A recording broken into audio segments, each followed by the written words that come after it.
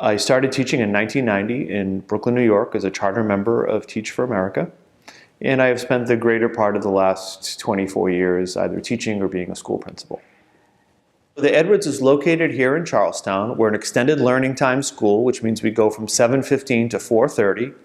We serve breakfast, lunch, and dinner. We have 600 students.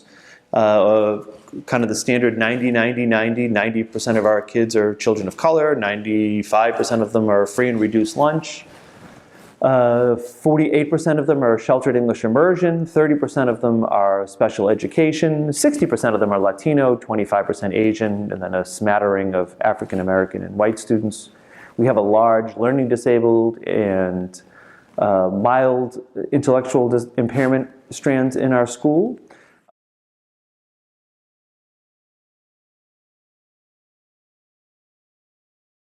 Within the previous system, there were guidelines as to what schools were mandated to have and what schools were not mandated to have. And so one might have to have a number of assistant principals, one might have to have a number of school site psychologists or folks serving in the mental health capacities.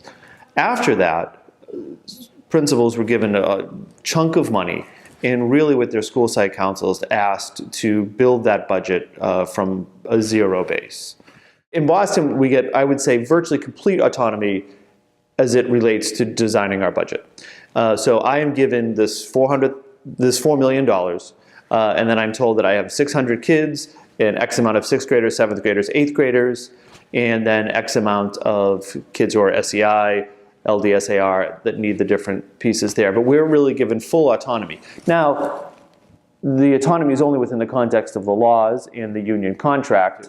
I do think it helps in the sense that it's a good community building piece. And so when you're working with your school site councils and your teacher leaders and your parents to at least start the school year, and in some ways it gives you an opportunity to sort of recommit to the things that you're doing. It does give you a chance to sort of step outside of the box and try other things. Pick one or two things that are absolutely, you think, are at the core of improving your school, and you probably can pull those one or two things off. For us, it was the reading. I didn't care about anything else, but I knew that these kids who can't read are not going to do well in school. One of the ways that student-weighted funding and the autonomy that it sort of coincides with has worked for us is that we have gone with, in regular ed, larger class sizes in order to really institutionalize and implement a fairly comprehensive RTI model. And so the good thing about when you have student-weighted funding and you have the autonomy to budget in the way that you want to, you may choose, particularly this is true for larger schools than smaller schools, you may choose to have larger regular ed classrooms, but then hire a series of interventionists.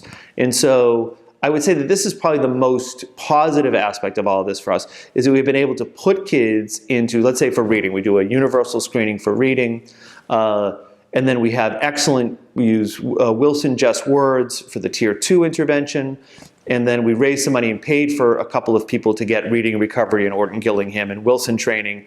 And so at different times during the day, rather than have 3 relatively small ELA classrooms, we probably have 2 large ELA classrooms, and then a person working at a Tier 2 level on the Wilson Just Words, and then another person working really with that classic Orton Gillingham phonemic awareness comprehension piece, but with really just 1 or 2 different kids that we schedule throughout the day. And that's a level of freedom that you can't possibly have if you don't have the autonomy. And I think it's something that you obviously need the buy-in with the parents, because for the parent, they have to understand kind of why it's critical to be able to offer these tiered interventions.